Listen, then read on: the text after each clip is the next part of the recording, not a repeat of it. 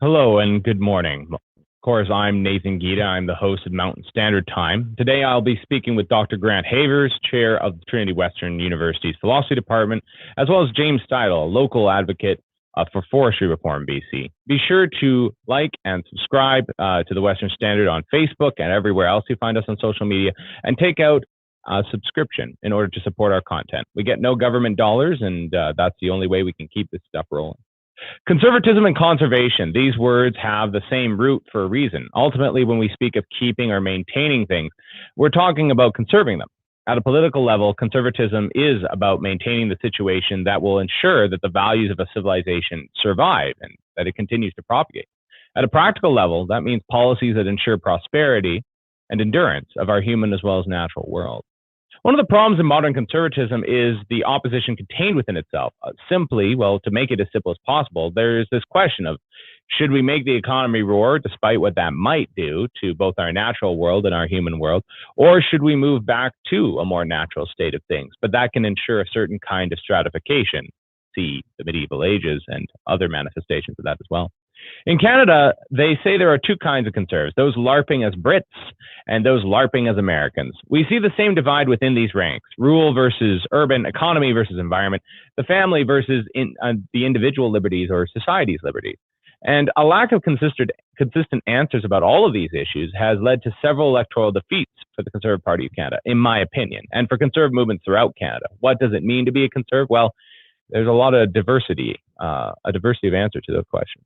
I happen to live in a city in middle northern Canada, and we all have enough amenities here, more than enough amenities, but we're still not a very big center like Vancouver or Calgary, and we don't have the same pull federally or provincially. And the truth is that within our region, there are resentments between even us, who are, again, not a very big center, and the more rural areas. This division does not bode well when we ask Ottawa or Victoria for things, but it makes great way to fill up column inches in the paper. I guess the point that I'm trying to make here is that there isn't a one-size-fits-all to all these problems, the opposition that we find within the movement, as well as articulating our values. But if conservatives ought to be able to agree on anything, it's that a coherent set of values needs to be made manifest. I hope to explore that a bit with our guests today. Even if the discussions are political, at least they will have some sense of place. We all need a home, a stake in the country. That sounds like the beginning of a discussion on values to me. Let us know throughout the show if there's any questions you would like me to ask our guests. We'll do our best to get to the comments as best we can. And in the meantime, sit back, relax, and enjoy Mountain Standard Time. And of course, my first guest, Dr. Grant Havers. Dr. Havers, are you with us? I am. Good to be here. It's wonderful to have you on the program, and I'm just so lucky to have you here because, of course, you're a former professor of mine and still part of my alma mater. And you're kind of the bastion. You and maybe one or two others are the bastion of conservatism at my old school. Let's take a short walk through maybe your own background as well. How did you become a conservative, and what do you think conservatism holds that liberalism doesn't? Well, initially, time for true confessions. When I was in my late teens and early 20s, I was actually a Marxist, or at least I considered myself a Marxist. Kind of demonstrated Churchill's dictum, or at least attributed to Churchill, that if you're not a communist in your 20s, you have no heart, and if you're not a conservative by the time you're 30, you have no mind. But in any case, I began on the far left, but gradually moved to the far right. Well, what is called the far right today, by people who like to use that label.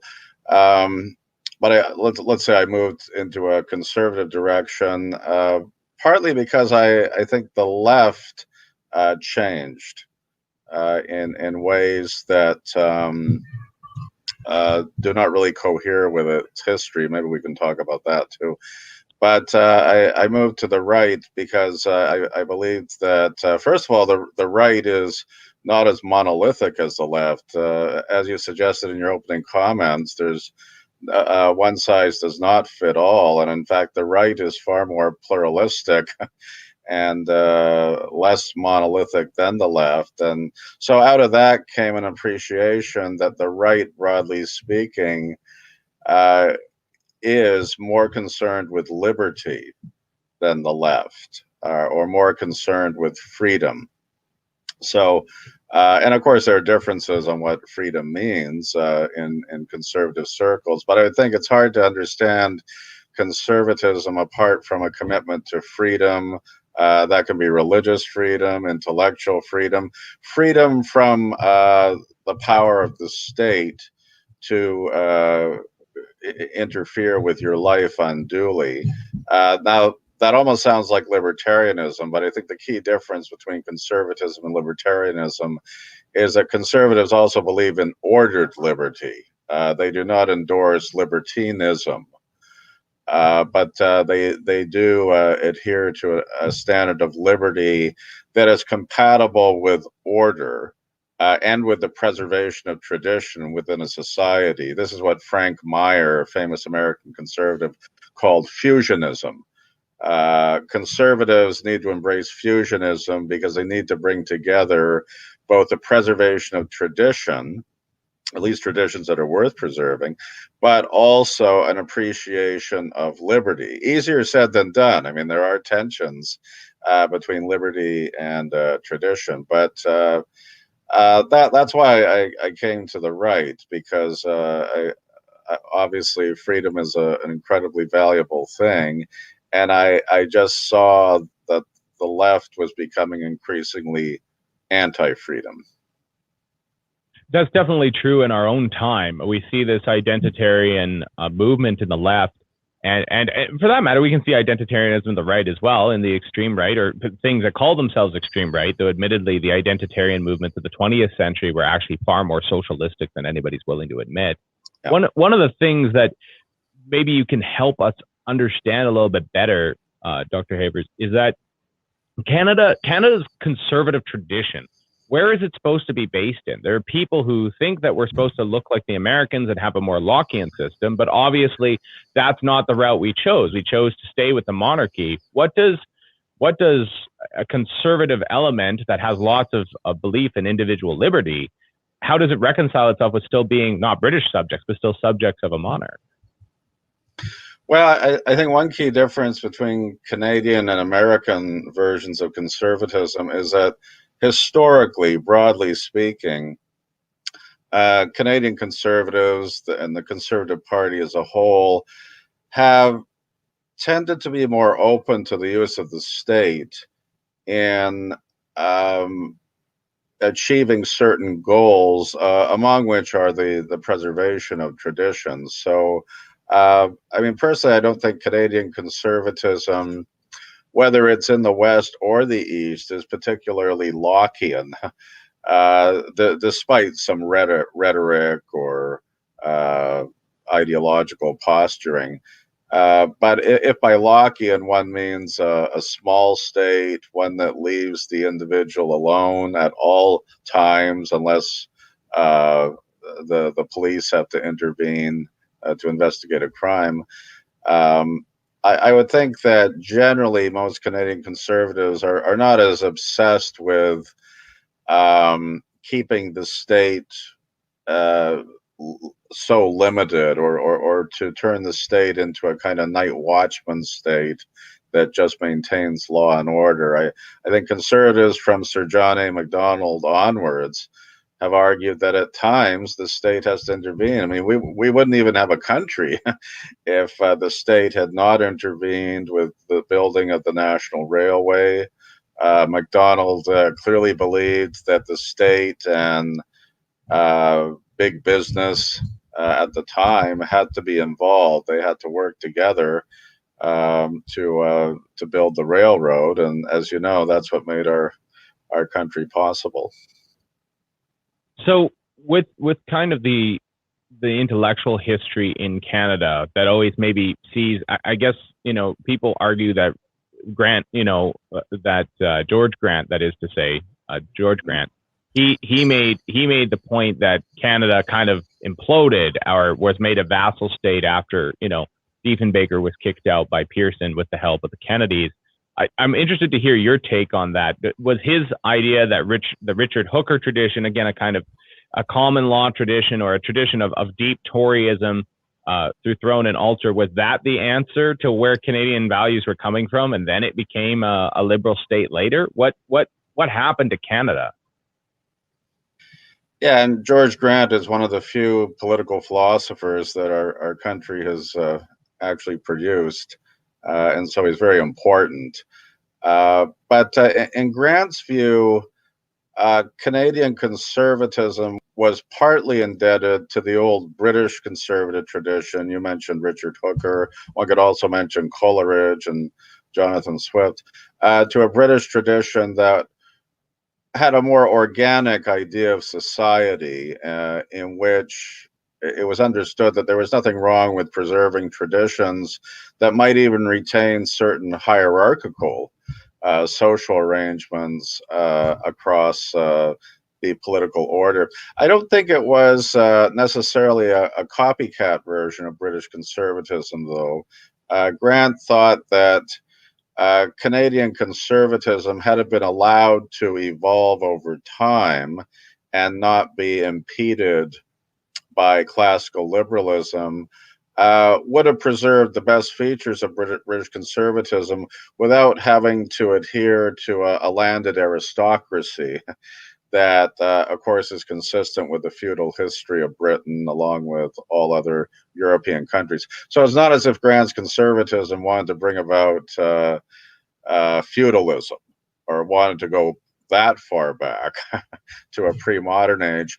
But I think Grant wanted a truly Canadian conservatism that was not Lockean, but at the same time preserved tradition in a way that would also preserve the freedom of Canadians, that would enable Canadians to conserve Canada as a nation state. So one other feature of conservatism, especially Canadian conservatism, is the preservation of the nation state.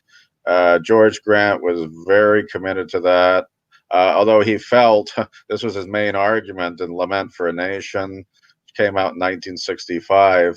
The main argument of that book was that the Canadian nation state was finished, that in fact our ruling class, he didn't mind using Marxian terms, had sold out to the Americans.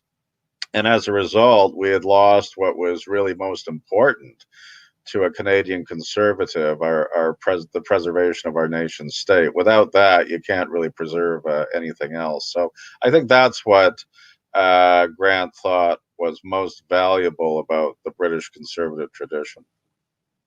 Again, I'm speaking with Dr. Havers.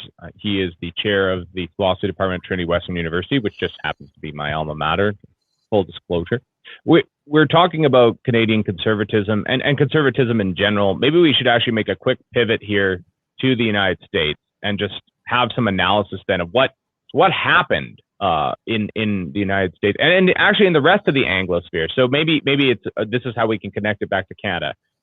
We've seen in the United States that there was this clear rise of populism, right? Through the rise of Donald Trump, we saw a fundamental pivot back away from neoliberal values in the conservative movement to homegrown, the hearth, the people, the Volk, if you want to use that. And the same thing happened in the Brexit vote. We've seen this in the rest of the Anglo world. I don't know if there's burgeonings of it in Australia and other parts of the English-speaking world. But in Canada, somehow the same populism, I mean, it looked like it was there with Ford when he got elected as premier. But other than that, where is this happening in Canada? Why can't Canada do what's happening in America? Maybe we could start with what happened in America and Britain. What do you think happened in America and Britain? Yeah, and before we get into that, I should say briefly, speaking as a political philosopher, that populism is a wild card. It can, as you know, it can go to the right and to the left. And the main premise of populism, i.e. the people are always right, hence the term populace, coming from the Latin word for people, that's pretty hard to square with conservatism. From a traditional conservative point of view, constitutional government or democracy can be a good thing, but it would be naive to assume that the great mass of people are always right. The mass of people can go against tradition. They can go against liberty. They can vote their liberties away. But you referred to Trump or Trumpism, which I don't think is going to disappear. I mean, there were certainly conservative features within the Trump movement, not least of which was a commitment to nationalism, the preservation of the nation state. But on the social conservative side, the commitment to traditionalism in that vein was not completely coherent. I mean, certainly ex-President Trump opposed abortion and opposed what I earlier called social libertinism, at least in terms of policy and rhetoric. So there were some conservative features, but I think his nationalistic populism is not necessarily the same as traditional conservatism. Partly because, again, populism is a wild card. So there's nothing wrong from a conservative point of view with a populism that is actually conservative. And obviously there are many people who thought Trump was a conservative, even though I tended to see him as a centrist Democrat. He would have fit quite well into the Democratic Party of the 1990s. Quick footnote here, but Trump, of course, was very insistent on controlling illegal immigration at the border. Well, heck, Democrats like President Clinton often used the same language in the 90s denouncing illegal immigration. So again, the Democratic Party has changed too. But again, populism is a wild card, and sometimes it can be conservative, but it can also change. Trump's voters were not opposed to an interventionist state per se. They didn't want to get rid of Social Security.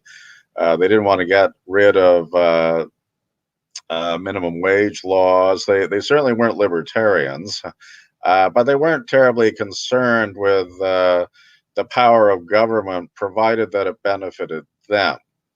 So again, there are these tensions between populism and conservatism that are very interesting, but they also raise a question about how long that coalition can actually last. And that applies to Canada, of course. And I think just to kind of pivot a little bit into the Brexit question, ultimately we saw that entire swaths of people have been completely misread by the political establishment. They thought they could get them to vote one way, and of course they wouldn't. They wouldn't vote. They didn't want to vote against their own values, and I think ultimately that was the lesson of Brexit, or that, you know, kind of living after so many years of austerity, particularly in Britain. Austerity in Britain's been extremely harsh, and of course the post-recession reality since 2008. They voted their values, and their values were, you know what, the arrangement as it stands, the social contract as we have it today is not helping me. I'm out of here. And a lot of people were surprised by that. Were you surprised by that? I was surprised that Brexit was successful. Yes, but I think it's worth noting that most Brexit voters were not conservative in the sense that the late Margaret Thatcher was conservative. You might recall Thatcher once said that there's no such thing as society. And I think what she meant by that is that we're simply individuals, at least outside of our family. We should treat each other as individuals, and that's the kind of state that we should want. There's certainly merit to that argument. I have some respect for that libertarian tradition, but at the end of the day, it's not conservative. And conservatives definitely believe that there's such a thing as society. They're not against all versions of individualism, and certainly support a market economy within limits. But to say that there's no such thing as society is tantamount to saying that there's no such thing as a nation either, a nation with clear traditions and a clear identity. And I think many Brexit voters did not accept, could not have accepted that kind of old libertarian ideal. I don't know whether Mrs. Thatcher would have supported Brexit anyway. There's a lot of speculation about that. But I think the Brexit voting base was kind of a synthesis. Again, we're back to fusionism, a synthesis of certain features of conservatism with populism. Again, whether that can hold is another question. But I would also suggest that conservatism today uh, gets its rocket fuel from populism too. So it would be equally mistaken for conservatives to dismiss populism altogether. But again, these tensions, I think, are not going to disappear. So coming back to our own country, here we are. We're, obviously we're a bicultural country, at least. I'd say there's more than just two dominant cultures in this country, but nonetheless, we are obviously bilingual. And of course, we have the legacy of New France becoming Quebec, and we have Upper Canada, that's Ontario. We have Catholicism on the one hand, Protestantism on the other. Of course, perhaps dwindling forces today, but nonetheless, that's at least a motif in the founding of our country. And so if we're an Anglo power, at least to a certain extent, everywhere but Quebec and a few other areas throughout the country, why isn't our Anglo conservative tradition following in the same stead as what happened in America and happened in Britain? What's going on there? So the real question would be, why is populism not taking hold in Canada? My quick answer is, well, we'll wait and see. Because, of course, as you know, there are populist enclaves within Canada, especially Western Canada, and then particularly Alberta. I, I think there's potential for populism to grow in Canada. It hasn't grown yet, uh, not to the extent that it has in the UK or the USA. Perhaps because our economy is in better shape, or at least the class divide that one sees in the United States and the UK is not quite as severe here in Canada. And that's another thing to keep in mind about populism.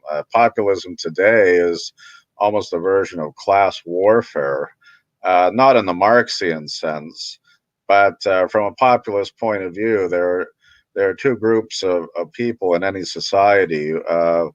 You have the people on one side, the hardworking people who want to preserve their way of life on the one hand, and then you have the elites, both corporate and government, who are trying to destroy that way of life for their own gain. I think there is potential for that polarization, especially when it comes to the oil and gas industry. Of course, that's a huge part of Western Canadian politics and of course, our economy. Of course, the governing Liberals believe in a greener version of our economic system and are penalizing the oil and gas industry with the carbon tax and other measures. I think that could fuel populism in the near future, because the oil and gas industries, the resource-based industries in general, lift working class people into the middle class. They pay well. And there aren't many industries like that anymore. It seems that the Liberals in Canada, like the Democrats in the United States, despite their rhetoric in favor of the people, are more comfortable with big tech. They're more comfortable with the gig economy that doesn't produce a lot of jobs, at least not high-paying jobs. They are not lifting people into the middle class. So I would think one way that conservatives and populists can get together in Canada is to encourage industries that grow the middle class. The middle class is slipping away in Canada. As you know, young people cannot afford a home like their parents or grandparents could. Wages are stagnating. They've been stagnating at least since the 1980s. The middle class is drowning in debt. So these are real red flags, but they're also political opportunities for a savvy conservative populist movement. I think the Liberals and the NDP, I mean, certainly they use rhetoric that is pro working class, but in fact their policies are not particularly conducive to lifting the working class into the middle class. So I would think the danger of an eroding or disappearing middle class is going to be more of a flashpoint in Canadian politics and an opportunity for the right. If the Conservative Party is smart enough to take advantage of that opportunity, we'll see. If they're smart enough, I think this is exactly the problem. I don't mean to throw, I guess, our party under the bus, though there are times where I question, how much I feel at home in our party. But it does seem at times like the best issues are given away and the worst issues are carried like footballs to the end of the field. One of the places where this has been an interesting bifurcation inside of conservatism is, of course, right now we're almost 15 months into the pandemic. We're moving along at a good clip here. We're definitely over a year in most places, depending on where your lockdown came down and who you were listening to at the time. What do you think the conservative response to COVID should have been? It seems like, at least if you look across the country, Liberal premiers, and for that matter, even the Liberal Prime Minister, for all of his foibles and mistakes throughout all of it, and the scandals that even broke during it, he's still enjoying, a popular boost. The NDP government won re-election. I don't know if the Ford government would, or the Kenney government. I'm not sure what's going on, but it appears that whether it's Pallister, Kenney, or Ford, or anywhere else, unlike their conservative counterparts in South Dakota and Florida, for example, conservatism in Canada didn't seem to get the COVID thing right. It almost seems like they have the harshest measures, and their rhetoric around it is the least convincing. Yeah, and I'm not an expert in healthcare or public health policy at all, but I would think that a conservative response to the COVID crisis would be to really educate the public on how important it is to fight the pandemic without killing the economy in the process. So obviously it's a question of striking a balance here. And of course, if one kills the economy, especially the small business economy, not only is that harmful in an economic sense, but there are many health problems, both mental and physical, that arise from that. So I would think that, I would give credit to Canadian Conservatives for not being so ideologically opposed to the use of vaccines or to the wearing of masks. Certainly in the United States, though those kind of attitudes have emerged because of a libertarian tradition. But at the same time, I think conservatives need to argue that it shouldn't be an either or. We shouldn't destroy our economy in the process of fighting the COVID pandemic, because that's really a terrible choice to make. So there has to be more of a balance struck there, and I don't think the Liberals have achieved that balance at all. It's been quite the journey, especially as we see the debt piling up, and for that matter, the question of religious liberty that's been up in the air as well. Maybe that's a way to kind of bring this argument or a little bit more home, or this discussion a little bit closer to home. Is that, right now we're in a upgraded lockdown in British Columbia. They've closed. They had the churches closed since November, so that means Easter and Christmas were completely kiboshed. But now they've just implemented only takeout from restaurants or patios, or if you built a patio to be inside outside, that's okay. So if you built an entire house outside and called it a patio, that's fine, but you can't eat in the restaurant. This has all gotten a little absurd. On the question of religious liberty specifically, though, what went wrong here, and how did conservatives need to agitate or at least organize in a way, or social conservatives, anybody who was religiously minded or values minded, how did they need to make their argument that you couldn't just shut churches and leave Costco open, that this didn't make sense? Well, that's exactly what they should have said. I mean, there are certainly some voices in the conservative movement who exposed the massive contradictions in policy that have come out of the BC government and other governments across Canada. But that's right. I mean, does it make sense to close churches altogether while allowing, at least until a few weeks ago, indoor dining and shopping at Costco and all kinds of public activities? I mean, I think it was a Supreme Court justice who asked Dr. Bonnie Henry, or at least her legal representative hearing this case, for an explanation. I mean, why is it that churches can be closed but other institutions cannot? And so far, none of us has heard an explanation, as far as I know. So, and speaking of populism, going back to that, I mean, that kind of contradictory message is conducive to the building of populism, because from a populist point of view, if the state cannot explain itself, if powerful people like a public health officer cannot explain why she imposes these measures, then we have a problem. That doesn't sound terribly democratic. But I think in general, when it comes to religious freedom or other examples of freedom that are perhaps under threat in Canada, I think the Conservatives need to emphasize that they're the Freedom Party. You haven't brought this issue up yet, but maybe I can. The whole cancel culture phenomena. I wish more prominent Conservatives would get involved in that debate and argue that the opposition on the left is not tolerant. They're not into diversity. They're not into peaceful disagreement. They are a threat to freedom, not just religious freedom, but philosophical freedom or just freedom of speech. I think that Conservatives need to emphasize their principled commitment to freedom more and more.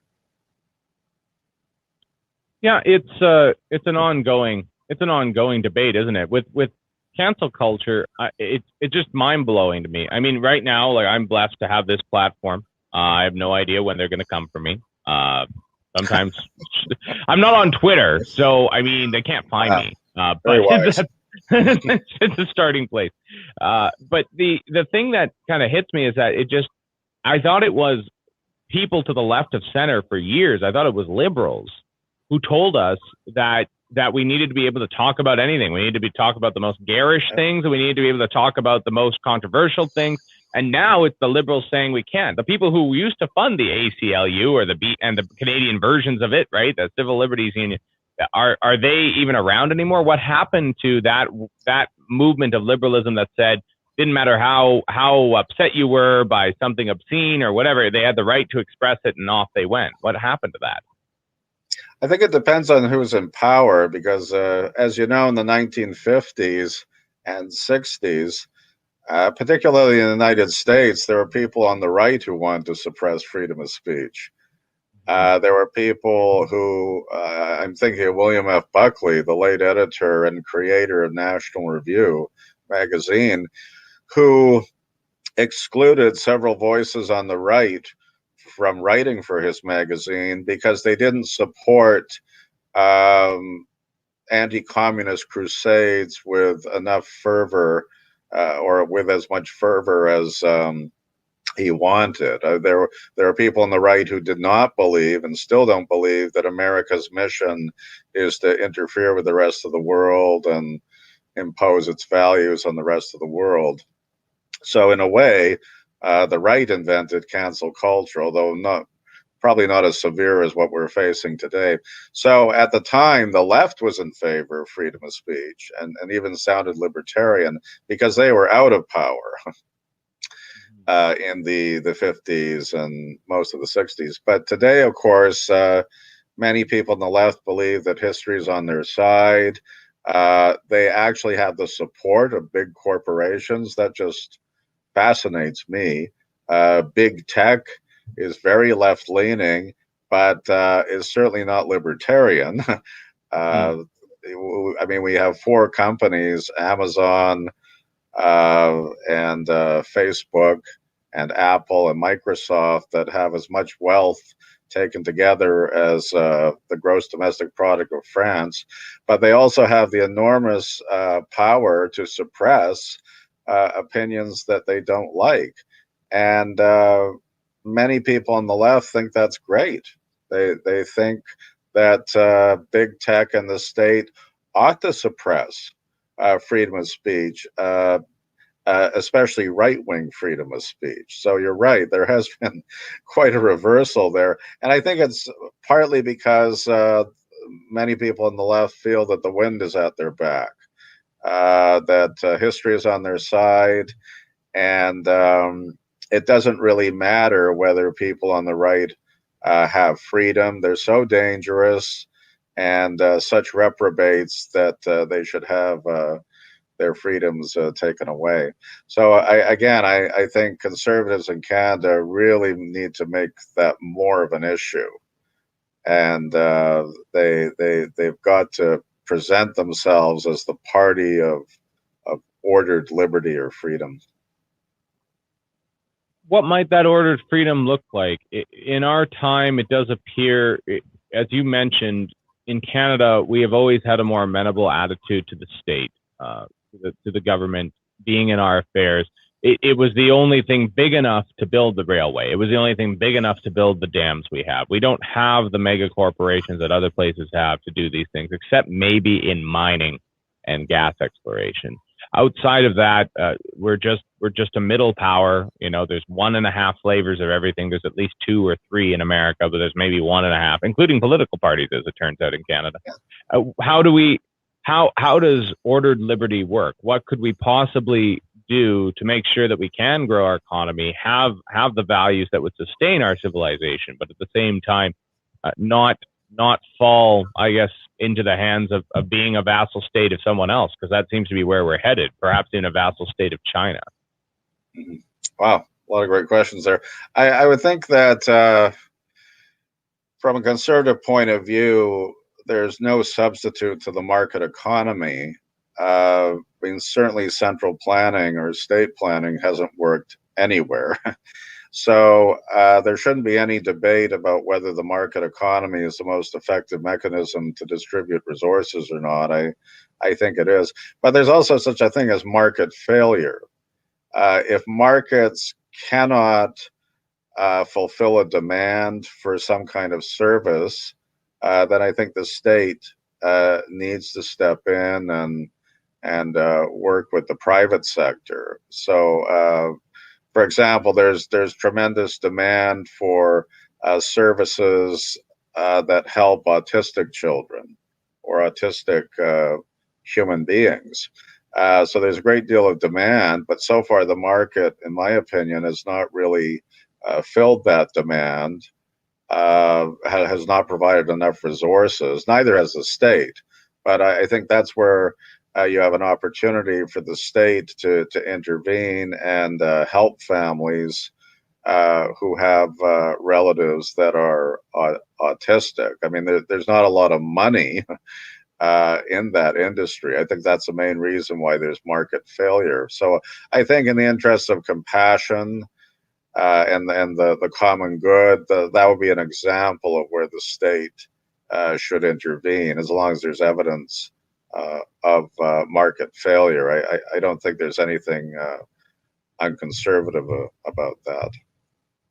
This is an old debate. It's been a debate for a long time.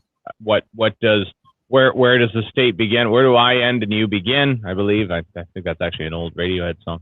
But the point being that it's this ongoing debate around where the state needs to get out or where the state needs to come in. I think if I could articulate my own political views for just a brief moment here, I think that where I've come down in my evolution of political kind of ideology is that, if at least as a blunt statement, I'm a rather anti-austerity conservative. I think it's a really good way for conservatives to lose elections, and I have no time for government bloat per se. But every time something gets cut, somehow it's always access to the service that gets cut, and frontline people. So the least of these, the citizens who need the most help, citizens who need to talk to someone in person to get something done, they lose out. And somehow the managerial class of anything, healthcare, education, the government bureaucracy, and for that matter, private entities, just grows. How do we move away from this managerial system? How do we get rid of the managerial state that is just sucking up all the resources without providing necessarily any value? Yeah, that's a big challenge. I mean, the managerial class or state is basically the ruling class of our time, and it's not just government bureaucracy, but also corporate bureaucracy. And of course, bureaucracy can often make a problem even worse by drowning the process in paperwork without actually helping people.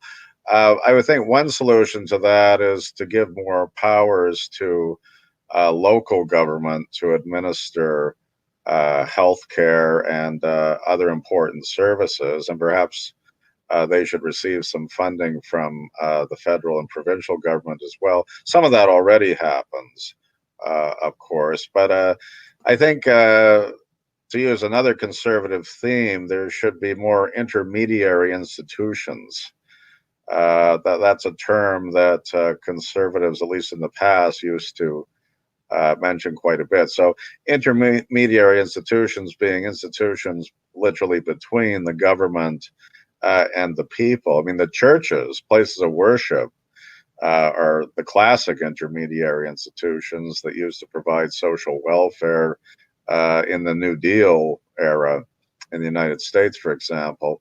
But there are many others that I think could be used for that social purpose. So I think there should be more decentralization or localization of control in order to reduce the managerial bureaucracy that you referred to, and at the same time not rely on austerity measures to somehow kickstart individualist initiatives that can somehow address these problems. I'm not holding my breath for that. So that's another theme that conservatives could emphasize. I think austerity is a really good way to lose elections. You just talk about cuts, and everybody knows that it just isn't going to be their jerk of a boss 3 stories above them that is is one of 12 managers all making 6 figures doing nothing. It's not going to be that guy. It's going to be 3 of us down here, and that's just it, right? And there's more people down here to vote than there are people up there to vote. So it just creates a very big problem. I think that coming back to the question then of Canadian conservatism, it's just had such a hard time articulating itself basically after Diefenbaker. What are we? I mean, through the 80s, we became pro-free trade, which was never a conservative argument for a long time, at least in Canadian conservatism. And then throughout the 90s, we were kind of lost in the wilderness as populism and reform and then the old stock and what was going to be Canadian conservatism. Harper, pulls off a miracle, welds the party back together, and wins a majority eventually. But even now, it seems like there's a lot of division within the conservative movement. What are those divisions based in, and are they valid? What way does the Conservative Party have to go to get anywhere? Well, of course, one problem which you alluded to is that conservatism fragments along regional lines. So what is called conservatism in Ontario and the Maritimes is rhetorically different from what it is in Western Canada. So, of course, there's more populist conservatism in the West than there is perhaps in the East, although we shouldn't ignore the Doug Ford movement either. But I would think one way around that is for the Conservative Party to present itself as a nation-building party. Now, of course, that flies in the face of regionalism at first glance, but I would think Conservatives need to do a better job of developing economic policies that build the nation. And I'm not denying that there would be enormous obstacles to that, especially in Quebec.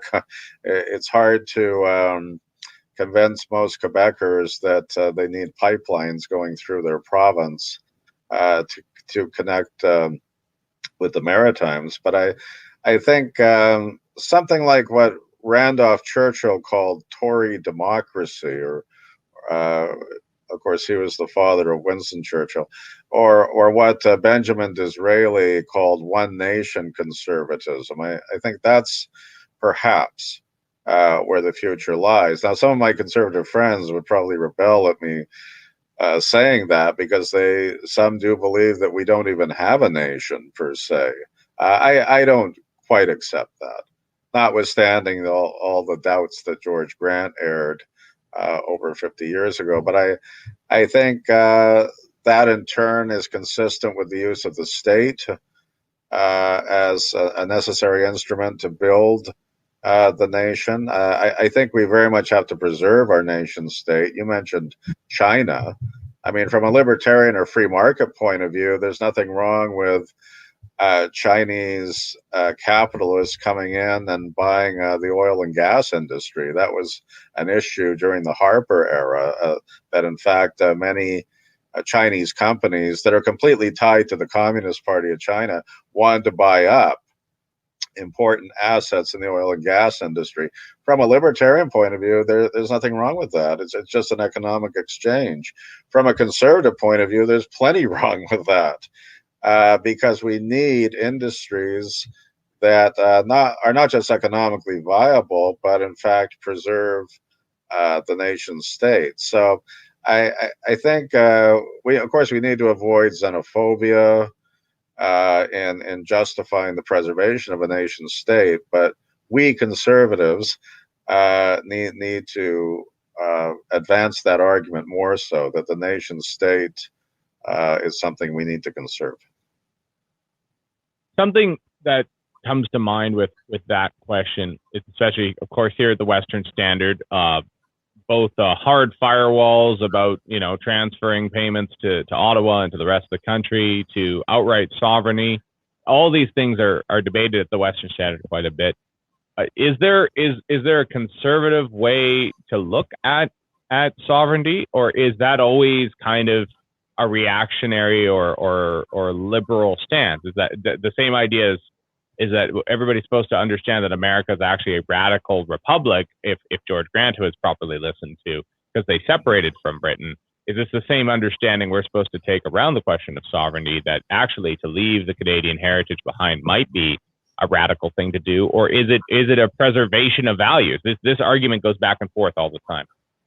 Yeah, and speaking as a native Albertan, I grew up in Calgary, so I guess I have a dog in this fight. But I can understand the frustration that my fellow Albertans are feeling towards the federal Liberals with the carbon tax and a general hostility towards the oil and gas industry. I hope it doesn't come to a separatist version of sovereignty, because if Alberta did separate, it would be even more isolated. And it's part of the world. I think there'd be plenty of anger in BC being cut off at that point from the rest of Canada.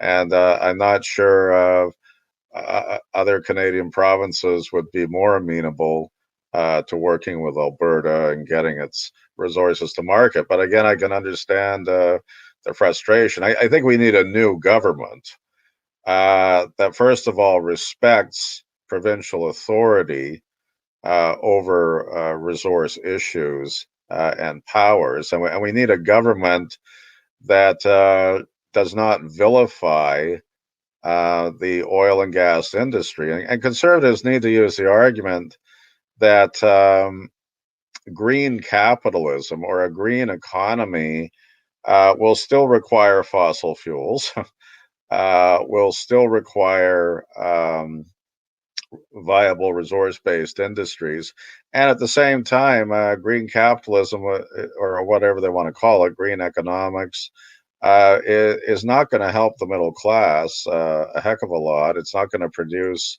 the kind of jobs that the oil and gas industry or the steel or manufacturing industries did in their heyday. So there has to be an honest conversation about the extent to which Canadians, especially middle class Canadians, really want to foot the bill for this green economy, which I think has very dangerous utopian features. I mean, I'm just amazed that governments believe that by increasing the carbon tax at the pump, somehow that will decrease traffic on the road. I don't think there's any real evidence for that. People will drive their vehicles regardless of how high the carbon tax is. So we also need better economics. The Liberal Party used to have good economists, especially in the time of Prime Minister Paul Martin. Nowadays, it seems to me that the Liberal Party is full of economic illiterates who do not understand basic things like supply and demand. So, as boring as it might sound, conservatives need to re-educate the people on economics as well, as a way of not just providing jobs, but also preserving our nation state. You know, I thought that the budget would balance itself. Turns out that that's not true. It gets you. It can't just leave it there and it'll take care of itself, eh? it's No, it's it's something not that yet. it's something that too. Like we look at just the amount of personal debt being carried around by Canadians, and how they keep telling us that people are just, not even their paycheck away, less than a percentage of their paycheck away from everything falling apart. How how did this happen? What do we do as conservatives to help people get out of this situation to make a more sustainable Canada? Yeah, I'm not an economist, but I would think that a low interest rate policy uh, is is creating some pretty dangerous scenarios, or Mhm. potentially so, like a real estate bubble. I mean, the only reason that the real estate market is doing so well right now, that despite the pandemic, is because of low interest rates, which will not remain low over time. And economists have been warning about this, business people have been warning about this. Governments have been silent or almost silent on this issue, that at some point the party is going to end. The music will stop and people will be grasping for chairs. So the combination of an interest rate hike with massive consumer debt that is connected to the real estate market is very dangerous. Canada might be setting itself up for a kind of 2008 style real estate meltdown that the American economy incurred. So, again, I think conservatives need to educate people on how economics work. I really wish that high school students were required to take a couple of courses in economics before they graduate, instead of learning about identity politics. I would choose economics over that in a heartbeat. I'm just going to mention to my producer here just a moment. Our next guest is in the wings, but he is going audio only, just so our producer isn't panicking. But we have just a couple more minutes here, Sure. or perhaps we'll see if that works out. But we'll leave that for a moment. I think you're absolutely correct, though, when it comes to the question of low interest rates and everything else. I think that we have to be very careful about what's happened to our country and to other places. I mean, we all have the lesson of the 1920s and what happened in Germany, but nobody seems to ever learn the lesson. Everybody seems to play with the interest rates and see what moves forward there. I think perhaps that's a place to kind of bring it all into a conclusion. Is, Dr. Havers, what happens if conservatives fail to articulate a vision for the country? What happens if they fail to make it clear which way we should go, and leave it to the other side, or just stay in the vacuum? What will happen? Well, I think we'll be in trouble, not least because of the massive debt that government, but also corporations and individuals are piling up. And I understand that in a time of pandemic, you have to borrow more money to fight the effects of the pandemic. So no argument there. But I think over time, if the Liberals and the NDP do not develop a sound economic policy, and I'm not holding my breath on that, then not only is our economy going to suffer, our nation state will fragment even further. I mean, we're both familiar with the effects of the carbon tax on Western Canada, but I also worry that many investors, many corporations are writing off Canada altogether. They see it as a country that is hostile to investment, that cannot reduce its debt effectively, that has embraced environmentalist policies that are very draconian.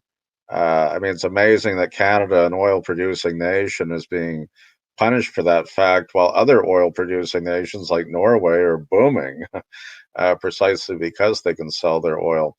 So I think if the Liberals continue to stay in power, our economy will continue to suffer, and along with that, everything else. So the Conservatives need to up their game and educate people more about what is at stake there. Absolutely. Well, I think that's as good enough a place to leave it as any, and I think it's very informative. Obviously, Canada needs a way forward, and the sooner we figure that way forward out, especially as Conservatives, then maybe we can start building up this nation again. I've been speaking with Dr. Grant Havers. Of course, he's the chair of the philosophy department at Trinity Western University, my alma mater, and we've been talking about conservatism in Canada and what it means today. Thank you for joining us. Thank you, Nathan. Good to be here. Absolutely. We're going to go right into our next guest. Our next guest, of course, is James Steidel. He is a part of, or rather, the lead guy on Stop the Spray in BC. And we're going to have him tell us a little bit more about that and what that means. James, welcome to the program. Hello. Thanks for having me, Nathan. Just before we get started, can you hear me okay? I'm just out here in the bush, and we've got ExploreNet for the internet connection. Yep. No, I can hear you loud and clear.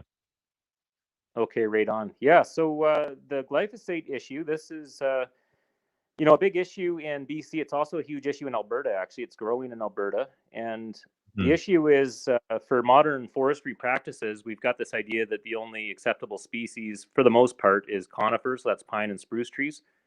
That's so you right. log a mixed stand that had a bunch of aspen in it, typically. And aspen regrow after a disturbance.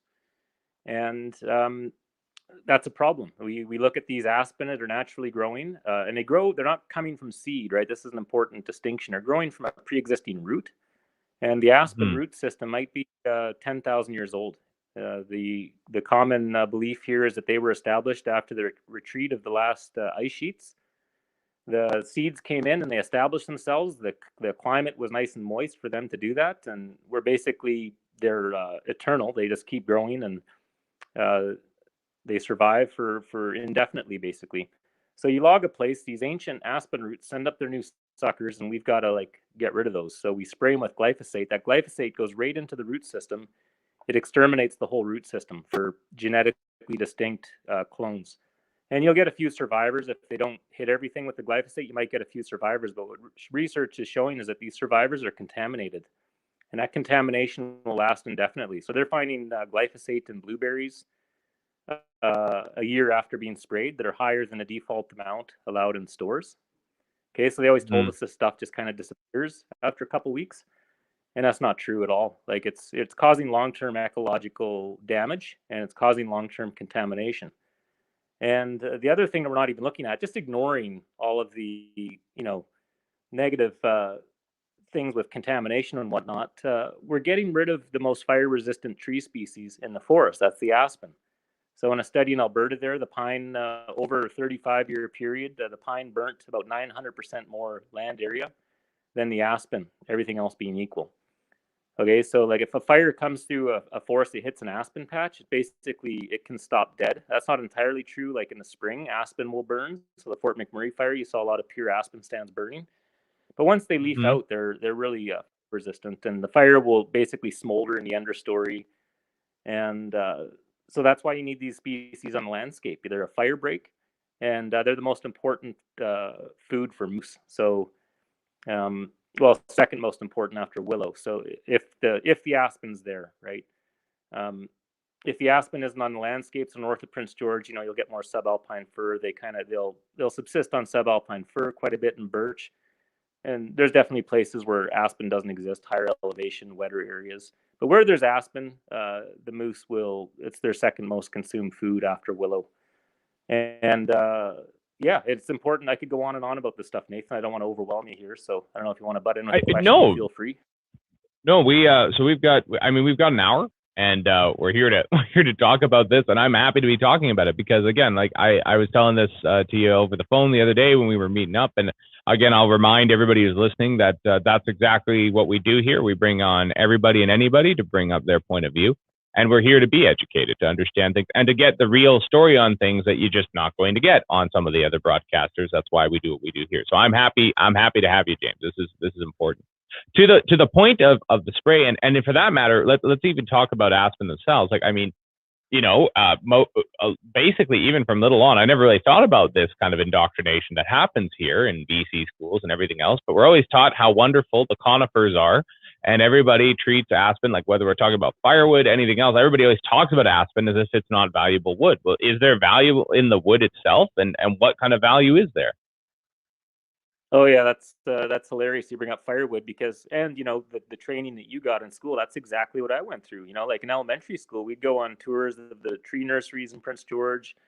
We'd go to the pulp mills. There was tons and tons of indoctrination for school kids, basically of how wonderful the forest industry is and how everything's so well managed.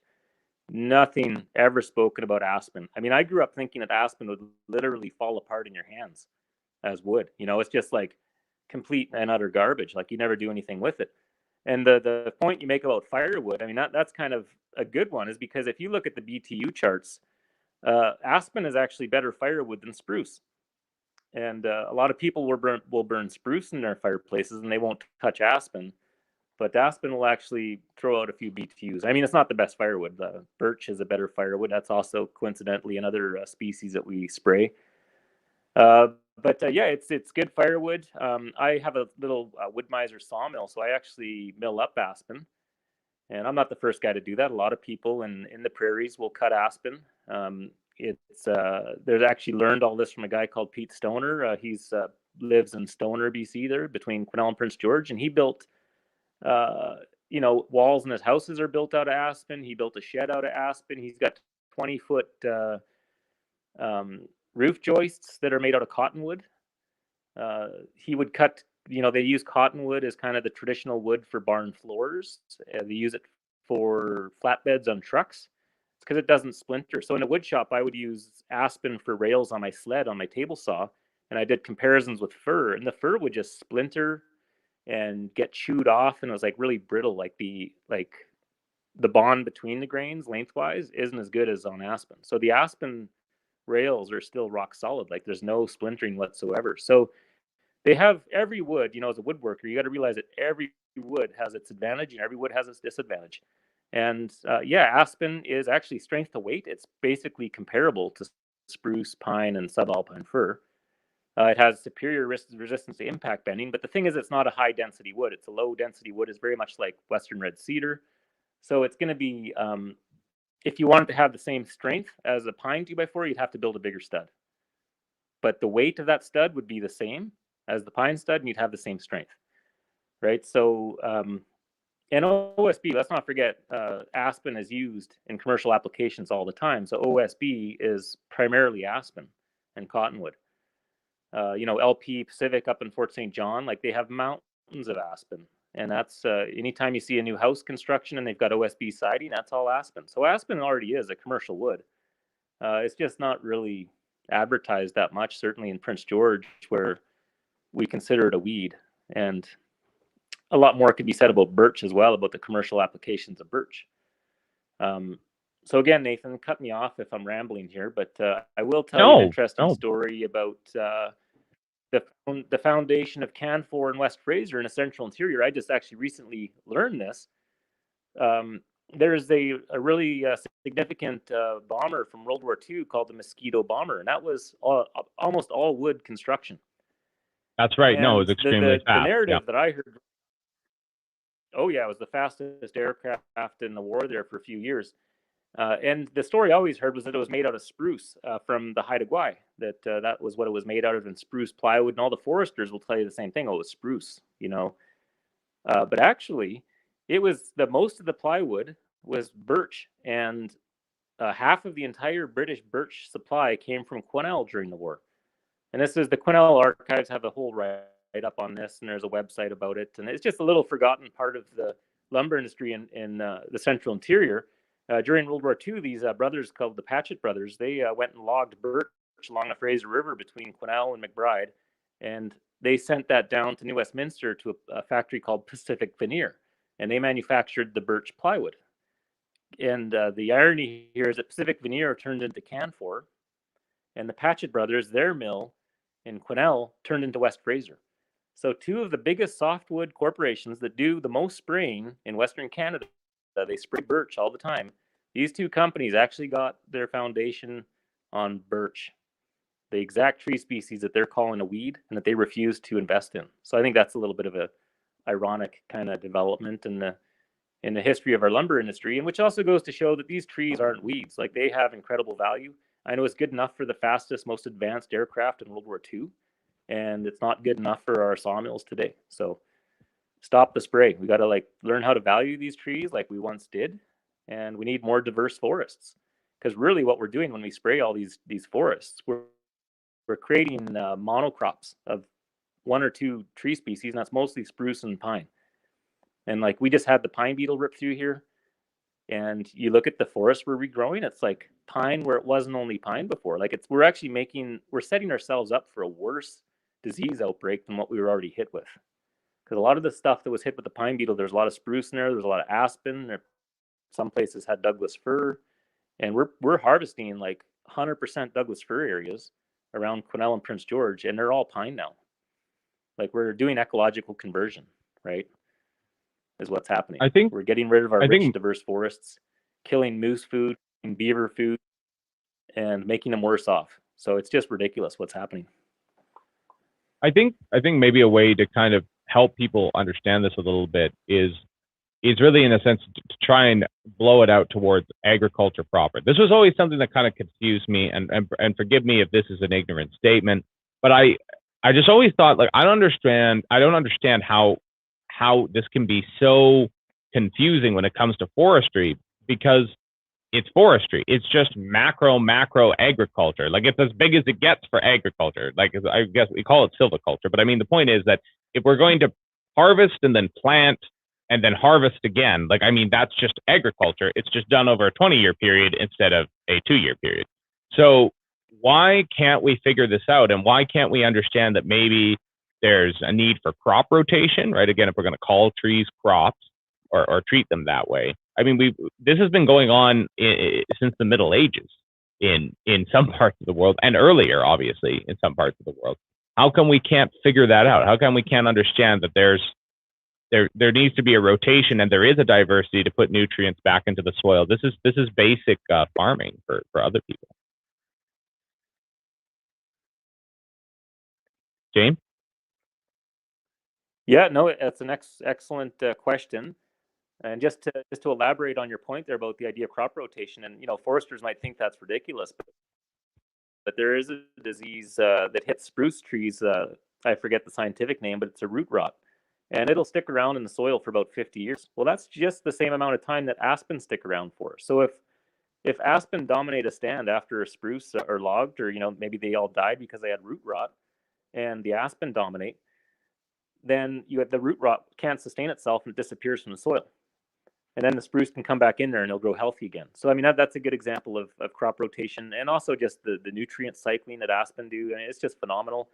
Stuff we're learning about the mycorrhizae networks of the fungus associations between tree roots and the fungi that can unlock minerals literally from rocks. They can eat rocks and extract calcium from it and stuff. The trees don't do that. The fungi do.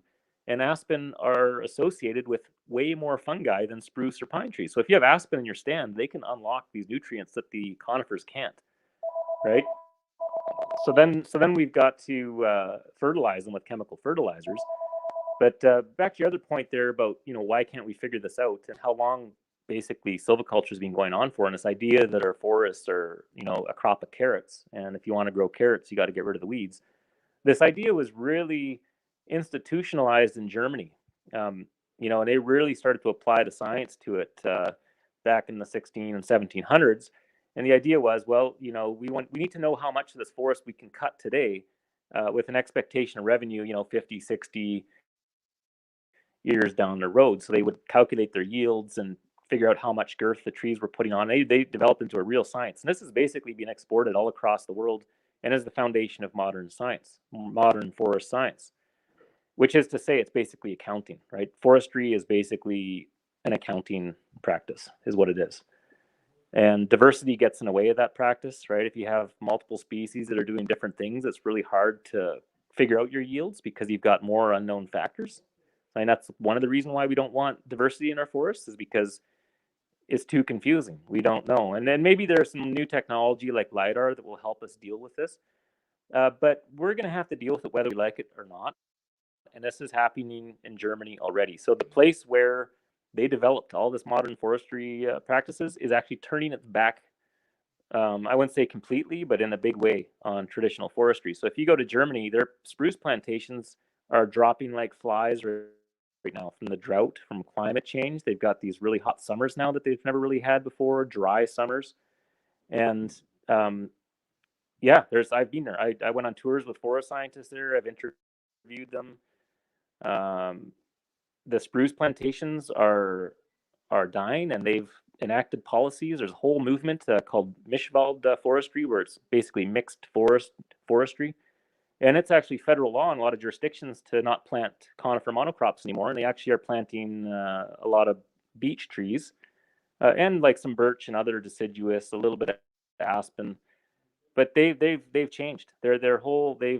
The realities of what's happening and the vulnerabilities of these monocrops has caused a complete and utter shift in how they look at forests. So to answer your question, things are changing, and actually the heart of modern forestry is changing. The Germans, so they're totally adapting to the new scenario, and we need to do that immediately here in Canada. Like, we actually have better reasons to grow aspen because of forest fire, but it's not quite happening yet. As we kind of look at these different situations and what they mean, maybe something that we can touch on is, again, your background. How did you come to these conclusions? What motivated you to start the Stop the Spray movement in British Columbia? Have you had any success in that area, and what are you looking for with other people to partner with you to move forward?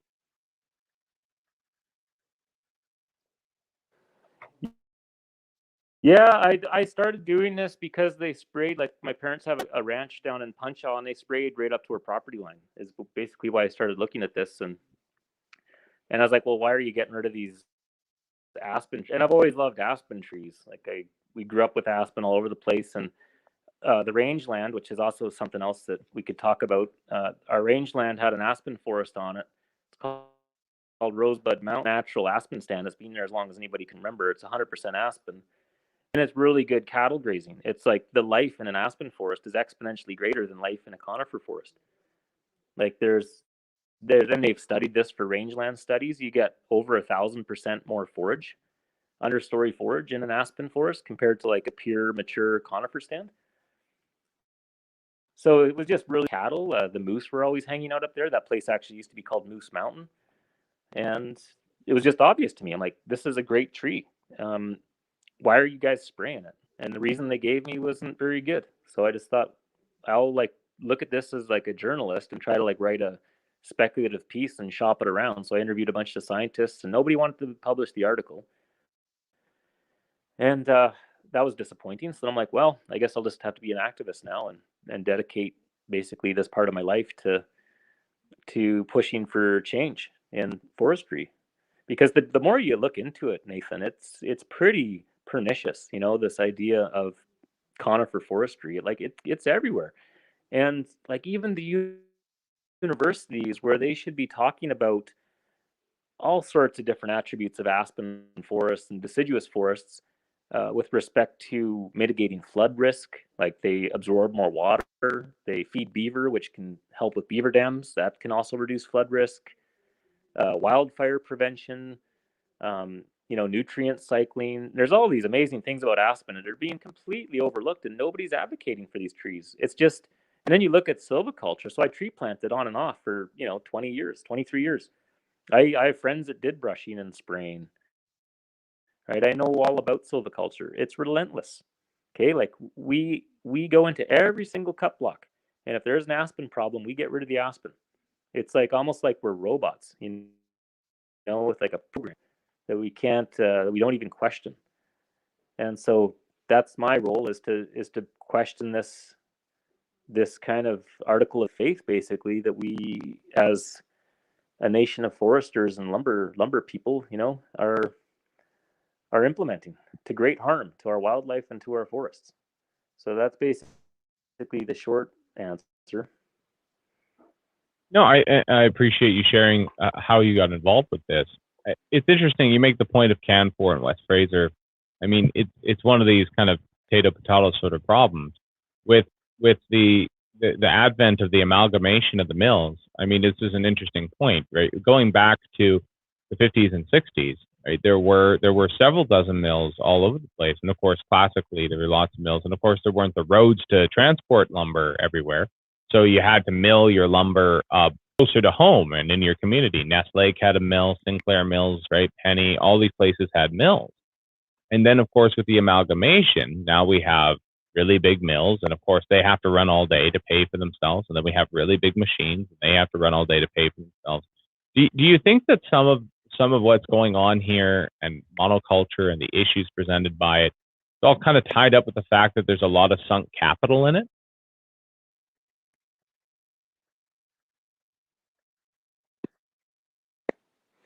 That's definitely I think what the issue revolves around. It's not jobs. Let's make that clear. I mean, the argument that I come up against is that we're spraying for jobs, that we have to maximize the land base for these one or two tree species to keep people employed. I mean, that's a complete and utter fabrication. It's a lie. Okay, it's not about jobs.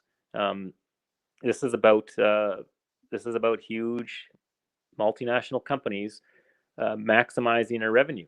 Okay, if you had aspen in your forest, okay, when you would log that forest, it's more work to do that, right? You'd have to like separate your piles.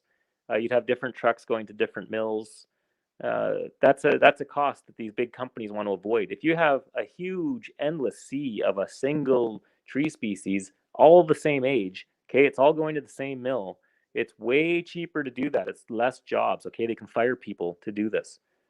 This is what it's all about. It's about maximizing efficiency for these humongous corporations so that they can pay their shareholders and basically screw over the communities. And that's what's happening. It's been happening for 30 years. I mean, today, look at Mackenzie, right? They've got record lumber prices.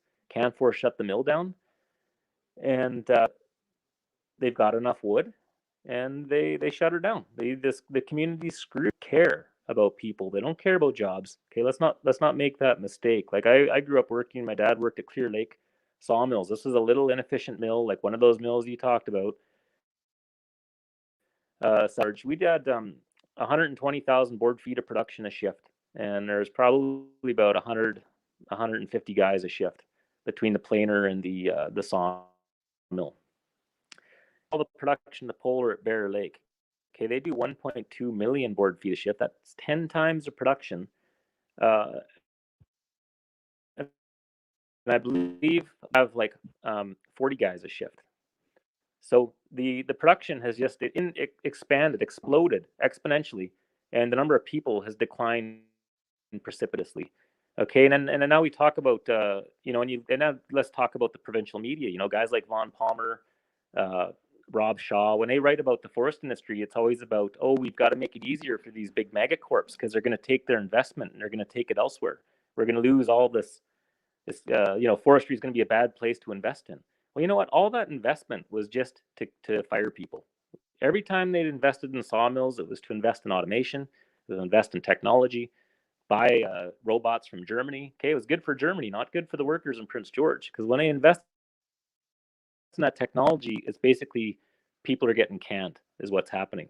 And being a woodworker and dealing with wood, you realize that you can make a lot of money with not very much technology, not very much investment. Like a wood miser and two guys can make a good living, and the big companies don't, right? So they make it very hard to run small mills. It's the whole setup, the way the government runs forestry, access to wood and all that, it like squeezes out the little guys. And so back to the reason why we spray, no, it's absolutely not about jobs. Because if we were, we would be talking about these big corporations doing what they're doing. That's the threat to jobs, not a few aspen trees on your landscape that are going to stop fires and feed moose for people to hunt and live on. So that's like, I think that's one of the big points I think that we need to hammer home in this fight, is that the forces of unrestrained monopolized capitalism is a huge threat to not only forestry but our economy and our society in general. And you don't have to be a socialist or a liberal. This is a conservative radio show. I think conservatives really need to get on board with the fight against monopolies and big corps. They're a huge threat to capitalism, right? Competition is the hallmark of capitalism, and that's not happening. If you have one gigantic corporation running your town, which is what's happening in Prince George with Canfor, if you're a logger and you've got one company to work for, they have you over a barrel. If you're one logger in Quesnel, you've got one company, West Fraser, right? So the folks in Victoria are like, oh, it's a competitive marketplace. They're competing on the global marketplace. They've got other areas to compete with. We can't. There's no monopoly, but they're not realizing that a monopoly can take many forms. And the specific term would be a monopsony, where you have one buyer, and that's what we have in these regional marketplaces, is a monopsony. And we need to start looking at monopsonies the same way as a monopoly. It's negative impact on competitive markets. It's not a free market. And I think that kind of gets to the heart of the issues that we're facing as a society. And it's the same with the oil fields, right? I mean, they automate, and there's bigger and bigger corporations are running that show, and a lot of them are foreign owned. And like, the Canadians even benefit from all these big industrial developments? And I think that's a pretty questionable that they do. We need to step back and start developing smaller scale stuff that's more owned by locals, and for local markets. I think enough of shipping wood, raw logs overseas and buying the completed furniture back again. That's ridiculous. We should be manufacturing all of our stuff here in Canada. And I could go on and on about that stuff too, but no, I think that's actually a good place to kind of pivot. Well, you make my job easier if I don't have to ask as many questions. I mean, we can go to some of the comment sections here if we want to, but so far we only have probably the most profound one. As usual, always follow the money. Always true. Always follow the money. I think when we talk about these large corporations, I mean, in British Columbia, we have a long legacy of kind of oligarchy and the big oligarchs and how that works. Of course, a reference there to corporatism, corporatocracy. I think that let's pretend for a moment that somehow the oligarchs come hand in hand, and they tell us, look, we all know that we're in charge, we're the big bruisers in town, and that's what's happening. Okay, fine. But we need to understand that it's the international market that's doing this to us. Or even if we could do more biodiversity, the problem would be that the people that we sell to overseas only want to take our J grade lumber and which is made of conifer, and as they're telling us, and sink it in their harbors and then bring it back out when lumber goes up in price or whatever they're doing over there. I heard that rumor when I was a kid, that all our J grade lumber got bought overseas and sunk in harbors and seawater, waiting until lumber prices went up. The point is that this is the argument, right? The argument is like, well, we have to do what we have to do because we have to do it. And I think that that's a poor set of arguments. Obviously, how do we respond to that, and how do we, in the same way that people talk about trying to move off of fossil fuels, I think this is a fair challenge in the same respect. If we're going to try and move away from big employers with big sawmills and things that have to pay for themselves, and all the industry and all of the heavy equipment, how do we move away from that into more of the two-man sawmill situation? And how do we know that that's going to be a sustainable transition? I think a lot of people might be worried about that, James.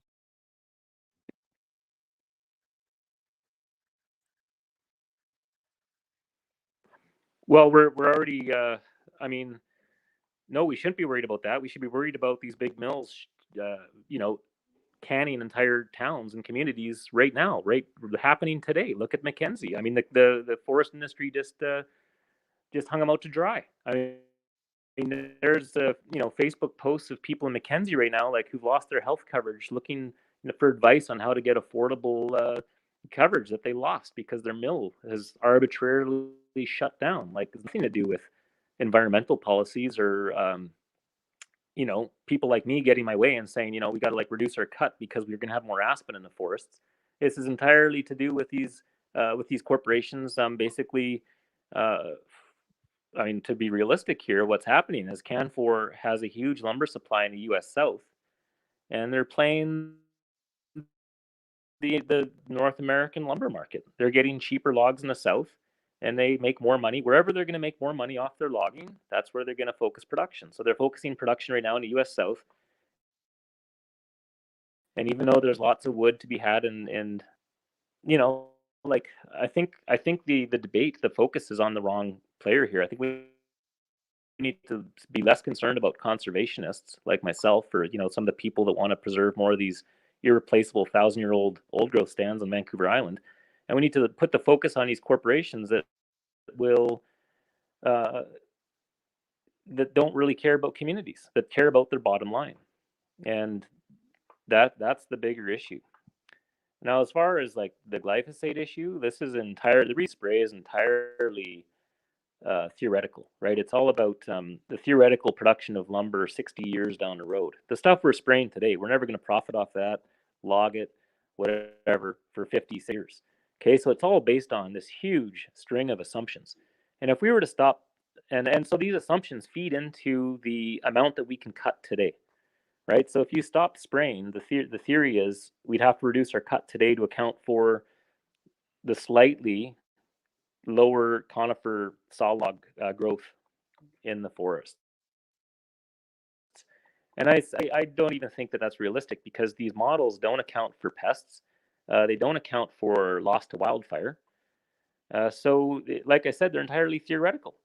And this is why we're going to basically, make moose hunting worse, starve moose, starve beaver, make cattle ranching less profitable. We're going to do all this right now into today's time frame, based on something that's going to happen 60 years down the road tomorrow. And we don't even know what the market's going to be tomorrow, right? Like, we're also assuming that aspen isn't a commercial species 60 years down the road. Like, what crystal ball do these guys have that says aspen won't be a valuable species, or birch?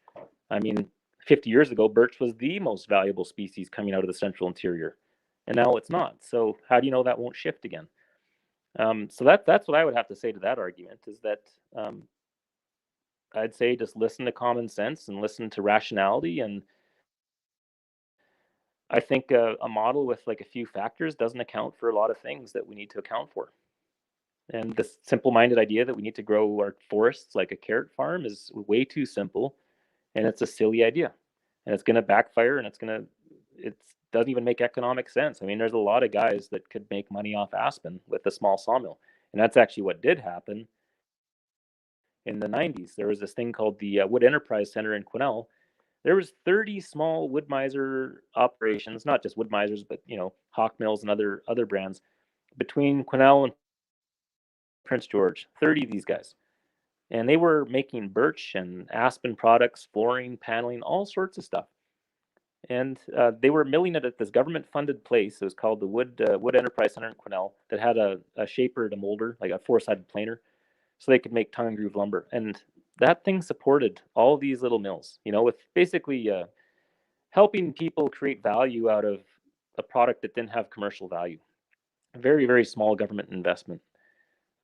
There were some complaints from some guys in town, and the BC Liberals shut that down in 2002, and now we have basically when Pete Stoner was the only guy that kept doing the Aspen thing. So I don't know. With a little bit of government help, I think you could really expand markets like this for as a species that the big mills don't want. And we might complain about subsidization, but let's be honest, these big mills are subsidized all the time with a lot of different respects. We pay for the glyphosate spraying. People don't realize that comes off of stumpage. We pay for the road building. That comes off stumpage. Tons and tons of things. But anyway, I'll stop there and shoot me a question if you got it. Yeah, absolutely. That I think that articulates things very well. And again, something that was noted the other day to me by was Bill Barnes, actually, guy who did the Value Vote ballot. I had him on the other show that we do here in BC's northern capital, Ramonsdeg, and we chatted a little bit about the Value Vote ballot and that sort of thing. But the thing that kind of came up there was that it's medium and small businesses, right, that have they duplex, right? They have multiple people doing the same job because everybody needs an accountant, everybody needs a bookkeeper, everybody needs somebody in receiving and shipping. And if you just build a gigantic Walmart or an Amazon center somewhere, whatever, you just have one of those at the top being paid a decent salary and a whole bunch of wage slaves down at the bottom, unfortunately, and that needs to be thought through in precisely that way. Mom and pop shops, same thing. Right. Obviously, often dad is doing the driving if it's a truck driving business, and mom is doing the book, and that complementarianism results in there being maybe not all the wealth in the world, but enough wealth to keep a family going. Maybe something that you could help even me actually on, and I hopefully some of our listeners here and viewers, is that I must admit that I don't really even know what an old growth forest means. Like, I assume it's old and it's grown. Other than that, I don't really know much about it. I assume that it's never been cut. I assume that it's in its state of nature. So it was what it looked like when first contact between my people and all non-first residents of North America came together. That would be my assumption if somebody asked me what an old growth forest is. But what are we talking about in a more kind of specific biological and biosphere sense when we're talking about old growth forests, and why is that important, especially with what's going on Vancouver Island?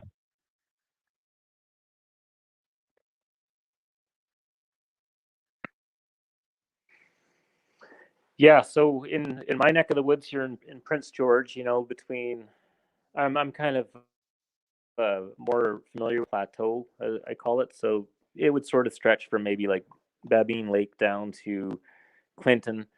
And these forests, we don't really get old forests. The Douglas stands, they can survive fire. So you'll get 300-400-year-old Douglas fir patches. Very rare on the landscape, the further north you go. So in Prince George, like 200-year-old fir stands are like less than 1% of the land base, right? So I think when it comes to discussions of old growth, it's like, well, what is the forest that there's not very much of? And I think that's what we need to be worried about. So in the interior, I'd say it's the old Doug fir stands. You get further east of town, you get the inland temperate rainforest, and you don't get disturbance from fire there. They don't, in some areas, they don't even have a record of forest fire. So you get cedar there that are 600 years old, and spruce can get I don't know about that old, but they can, not sure exactly how old. I'd imagine they get about 300 years old. Some of the hemlock can get quite old. So in those places, like if that's how old these things are getting, then you can't just turn it into a fiber farm on 30, 40, 50-year rotations. Like, you got to respect that temporal balance of the forest. And I think that's kind of the same on a lot of the coastal forests. So in southern Vancouver Island, like the Fairy Creek watershed, that's basically the last watershed on the southern end of Vancouver Island. It's old growth, other than some parks, right? And I think it gets to the point, I think, of forestry in BC is that if it's not a park and if it's not private land, it's going to get logged. That's the plan. Okay, it's all going to be a working forest. Like, everything's going to get logged. And you look at Google Earth, other than parks, you look at Google Earth, and like we're almost there, right? It's just clear cut after clear cut. Now what they're doing is they're going in between the clear cuts and hitting the leaf strips, and then we're turning all of this into plantations of one or two species. Like it's not the same. We're taking something and dramatically changing it, and that's going to have a big impact on a lot of things. It's going to impact uh, fire resistance. It's going to impact resiliency. It's going to impact what kind of wildlife species can survive there. So, the stop the spray thing, it's not really about old growth. There's other people that advocate for that better than me. I kind of feel like our role is to advocate for the 97% of the productive forest that is basically going to be um, serving the lumber industry. So a lot of people are making a big stink about a very, very small amount of forest that's left. So there's like 3% of big tree old growth left, what was once out there. We're not talking like little scraggly, ancient trees up in the high alpine that are never going to be logged. We're talking about the big cedar and Douglas fir and the valley bottoms, right? I mean, that's all being logged. So yeah, we can fight for that last 3%, but I kind of feel like it's almost more important that we make sure that that other 97% is being sustainably dealt with, and that we're not just doing these glyphosate sprayed, and not everything's glyphosate sprayed. On average, it's about 7 to 10% of everything logged province wide gets sprayed, and that number obviously is way higher in Prince George, where 90% of the spraying is. So I think we need to just make sure that the stuff that we're growing for timber is more diverse. And like, I don't want to see a situation where we get that last 3% of old growth protected in exchange for sacrificing the other 97% to fiber farms. I don't want to see that happen. I want to see some old trees left in these stands. I want to see more selective logging. And then, here locally in Prince George, Freya Logging, they're doing an excellent job in that regard. They're showing that industry can do selective logging and make money doing it. So there's some cuts by Westlake that I actually just did a video on our Facebook page. I don't know if folks listening have heard of our Facebook page, but Stop the Spray BC. Check it out. We've got a lot of videos on there you guys can watch, and we're not anti-logging by any sense of the means. I mean, I make my livelihood off of small scale logging, and Liam there shows that you can actually do larger scale logging selectively. I think what a lot of people don't realize is how important these old snags are for wildlife. If you have a dead tree with holes in it, that's going to be where the fish are going to live. Fish are an endangered species, or threatened red listed species anyway, here in the interior. That's because we cut down all their homes. We cut down all the big snags where they live, right? And we're growing like just miles and miles of young 20-year-old pine trees now. And then we would leave. They would also make holes in big old cottonwoods and big old aspens. Well, we broadcast spray the works with glyphosate. Those surviving aspens die, and so there's nothing left. And that's the other crazy thing. Like, we leave the aspen trees, we call them wildlife trees, and we spray them with glyphosate. Like, it's just insane. And so it's important to have more retention, leave little patches there when you do a logging clearing, and that's where the moose can hang out in the wintertime. Squirrels and birds, like chickadees, they need a tree with a cavity. If you don't have a tree with a cavity, the chickadees aren't going to be there. In the wintertime, they all huddle together in a little bundle. 30 or 40 of them will find a little cavity, and they'll keep warm that way. If they don't have a cavity, they're not going to exist. And if you don't have that stuff, your wildlife are going to suffer. So, trappers and hunters all know this stuff. The guide outfitters, like, we're just devastated by seeing what's happening to the interior forests of just these endless clear cuts. And it's got to change. Like, it's not just about these big corporations and these big machines. It's, we can make a go of it with small operations. It's quite clear. And like, you did make a comment there about the beans, and I chatted with you on the phone there before the show about this point. All of this is like, it's just about volume and scale, and we need to move away from volume and go for value. Like, when you have a huge machine doing these clear cuts, like, how much of that clear cut is just to pay for that machine? Like, a big chunk of it, right? A lot of this investment, like, it just creates more incentive to log more to pay for the investment. So it's just like a never ending downward cycle. And then the more, then you want to get more volume, you got to get bigger machines, and more of the forest has to be taken just to support the machinery, never mind the people. So we've created this endless loop of exploitation that sees no end. Okay, if they could have like a massive machine that was run by one guy that basically just sucked up trees and crapped out 2x4s, they would do it. Now, without a doubt, that would be a machine that would exist. Okay, then that's probably where we're going to end up one day if we don't stop it and shut it down and move to small mills, small logging, selective logging, that kind of thing. We should. There's something like 1,000 feller bunchers in the interior, and there's maybe, okay, look up the difference between those two machines. We need more harvesters, we need less feller bunchers. Feller bunchers, clear cut. They have a big spinning blade, and they take down everything. They lop down little 30-year-old spruce that should be left standing. And so much of the pine forest that we salvage logged, that we got completely leveled them. There was tons of spruce growing in the understory that all got chopped down and then burnt in slash piles. Like, we could have left all that stuff and we would have been 30 years ahead on the next rotation. So it's just like, it's inefficient. It's not even to the benefit of the industry, because we basically set ourselves back to square one all the time when we do these clear cuts. So yeah, there's absolutely a future and a way forward. I just the problem is all of the political power that these big mills have. I think that it's an interesting point. It's one of those things that I mean, and I'm not going to try and peg anybody's politics here, but I mean, I declare myself a conservative through and through. How much I agree with what people think conservatism is another question entirely. But to this point, this has always been an interesting tension for me, especially ever since my family got into farming very late in our family trajectory's life. My parents are almost 60. And then they ended up buying a farm not so long ago and playing around with mixed farming and that sort of thing. And just some of the points you're bringing up here, they kind of hit me the same way. Whether I'm talking about, well, the fact that the dairy lobby gets subsidized, we don't, right? And various other industries get subsidized, and we don't get subsidized because we're not that kind of farm. And then further to that, that whole problem of the cost, right? That the kind of self-perpetuating, petrochemical industrial complex, this old problem, right? I mean, the miracles of what being able to tap into the internal combustion engine can do for us. There's no arguing that. There are more people alive today because of what the internal combustion engine can do, and widespread access to cheap energy can do.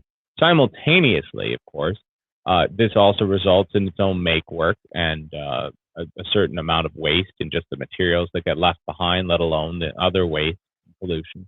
And this is a constant tension. I mean, my father purchased quite a few back to the land books when we first got on the property, and I read a lot of them. And a lot of those southern agrarians, that is to say that from the southern United States, making the point that no, it's about getting back to the land and trying to find natural ways of doing things that we've now manufactured or turned into we've plasticized them. They're not real anymore. They're man-made. We don't use the natural system anymore because it supposedly takes too long.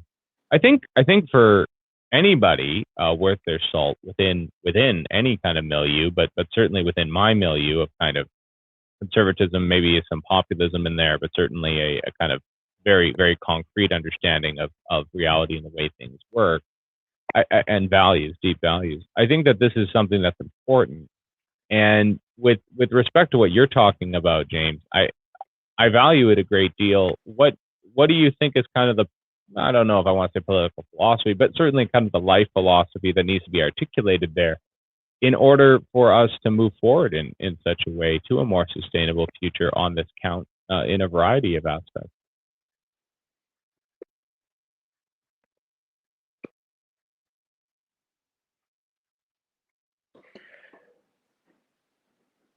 Yeah, sorry, Nathan. I think the internet connection here might be a little bit compromised.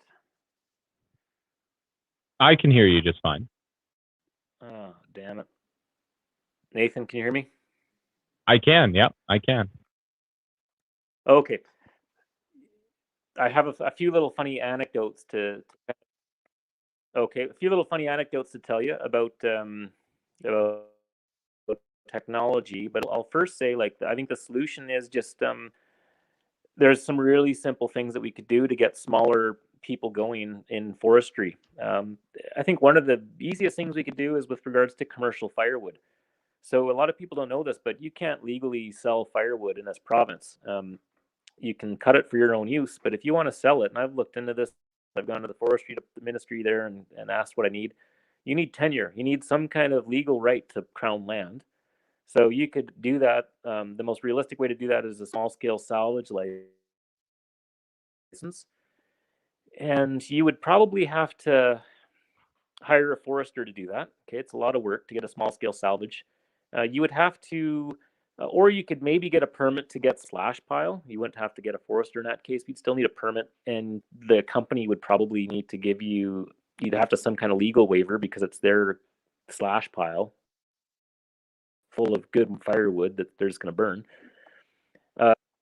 And then if you did pull it out of the slash pile, even though the companies never got charged stumpage for that waste, they consider it waste. As soon as anybody adds value to waste, you get charged stumpage on it, or you have to pay stumpage. So you would actually have to scale that wood and pay stumpage to the government before you could sell it to someone else. Okay, that's how the rule works. You might think that sounds crazy, and I'm pretty sure, 100% sure that's how it works. Like the government needs their cut. Okay, so obviously they could change the law and say, you know what, you could get all the firewood you want out of these slash piles and you can sell those and start doing. I don't know why they don't do that. There's a story of a guy down in Kamloops who did that. He pulled a bunch of firewood out of slash piles and he got $200,000 worth of firewood confiscated. There's a big article on it in the Kamloops paper there. It's just from 2 years ago. So, I mean, there are legal repercussions if you try to sell waste product to the public in the form of firewood. So that's an easy thing we could do. Some of the rules around small sawmills, like if I buy a birch log off of a private piece of property and transport it to my sawmill site, I can't do that, right? I have to, the guy who's selling the wood has to get a timber mark. You would have to, and then that wood that comes to my place, I would have to report, even though it's all private wood and the government doesn't get any of it, I still have to tell them how much I cut. Like they want reports on all the wood production, even if it's all private wood.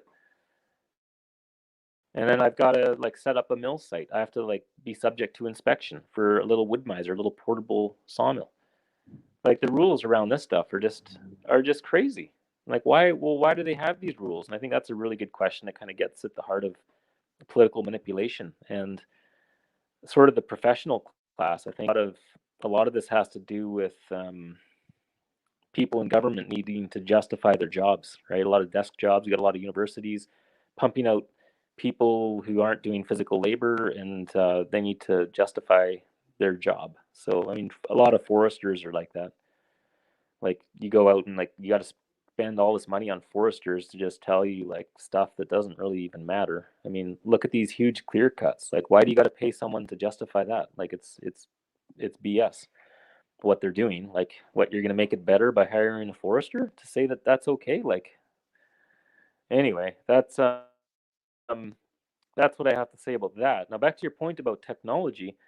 Out here in Punchal, we're kind of like a backwater area there south of Prince George. We're kind of between Prince George, Quesnel, and Vanderhoof. And there were some really neat examples out here of farming before the internal combustion engine. So back in the 40s and 50s, there was a guy out here who did all farms. They'd have these crazy tripods set up out in the hay fields, and they would, with a basket on the end and with a counterweight, and you'd cut down all of the hay with a horse-drawn mower, and then you'd gather it all in these baskets and kind of make these big haystacks. And this guy fed 50 or 60 cattle a year without a single internal combustion engine. It was all wagons and horses. And I think it wasn't until like 1961, I think, that he bought his first tractor. And it just threw everything out of whack for him. He realized that to pay for that tractor, he had to like increase his production to such a point that it wasn't possible. Like, all the profits from the operation went into paying for this technology. And you can read like things from Thoreau from back in the 1800s, Walden's Pond. It wasn't written in that book, but he had an interesting anecdote about when a train came that would take him from Walden's Pond to, I don't know, one of the towns there in Massachusetts, Lexington or Concord, to pay for the ticket, he would have to work for the same amount of time that it would take him to walk there, right? So, and back to like forestry and logging, a lot of these big technology advancements, it just creates another level of cost, another burden on the planet that isn't even to support humanity. It's to support machinery and technology. And at some point, this can't go on forever. There has to be a limit to this. There has to be a point where, we do things for the sake of humanity and not for the sake of technology. And how you get people to stop worshiping technology, I don't know, but we might not have a choice at some point. It's I don't know. I think it's a profound point. Something that always strikes me. It's that line, right? Of course, put so well by Aldous Huxley in Brave New World. The Sabbath was made for man, not man for the Sabbath. And it does seem that we are creating a more inhuman world on this count. It doesn't matter which way we try to square it. Even our politics become more inhuman, let alone the various other methodologies we have, kind of keeping ourselves warm and dry, or what we're willing to do to one another in order to keep our comfort. I think that on this count, before we get off into that tangent, because we don't have a lot of time left here, is that if we have to start local, if we have to start at the ground level, if we have to start with our neighbors and move forward, what would you hope that people interested in the advocacy that you do, how would you like them to help you, and what way would you see them moving forward in solidarity with you?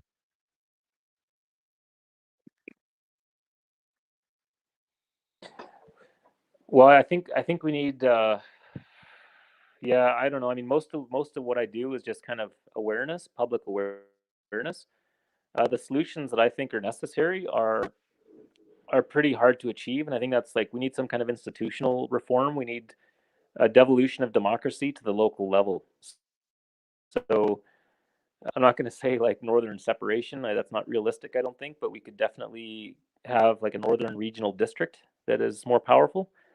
Our district forester, he or she should be elected by the people of Prince George and surrounding area. I think I don't know. I think this could be a realistic way forward. We could also talk about ranching and like slaughterhouses. And why don't we have a significant slaughterhouse in Prince George? Why we have one little facility? It can't support the people of Prince George with their food needs. Rancher, you have to send your cattle to Alberta, and then they send it back again.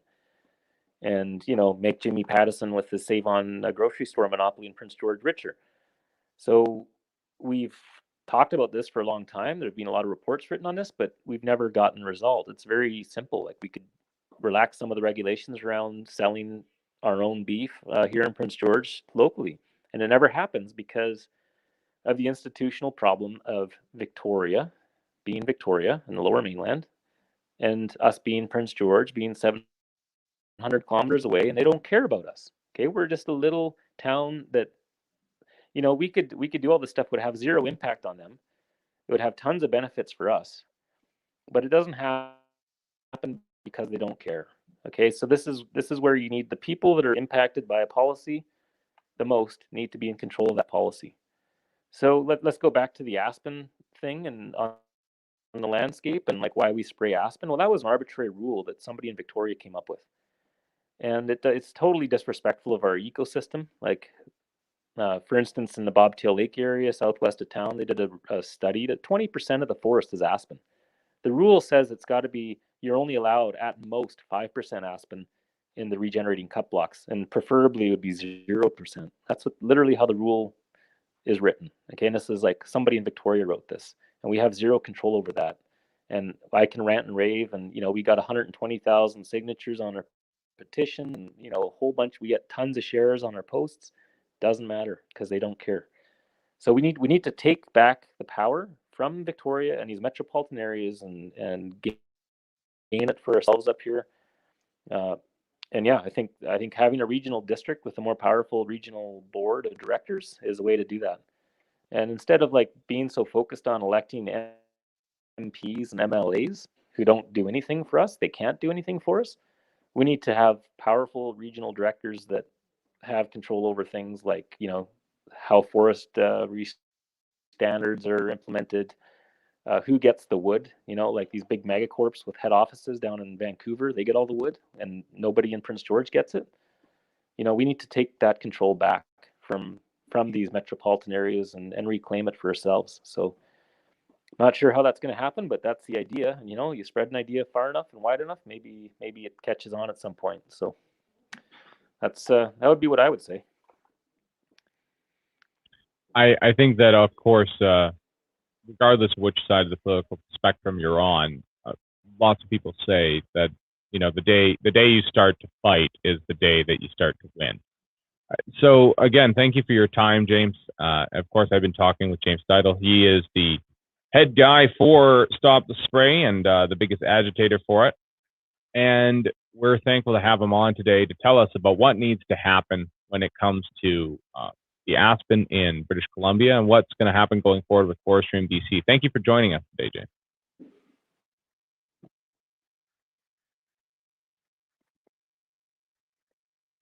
All right, thanks for having me, Nathan. Really appreciated it. If anybody wants to check out our Facebook page, Stop the Spray, it's got the BC at the end there, Stop the Spray BC, and there we got a website as well. So appreciate it. Thanks again. Thank you so much.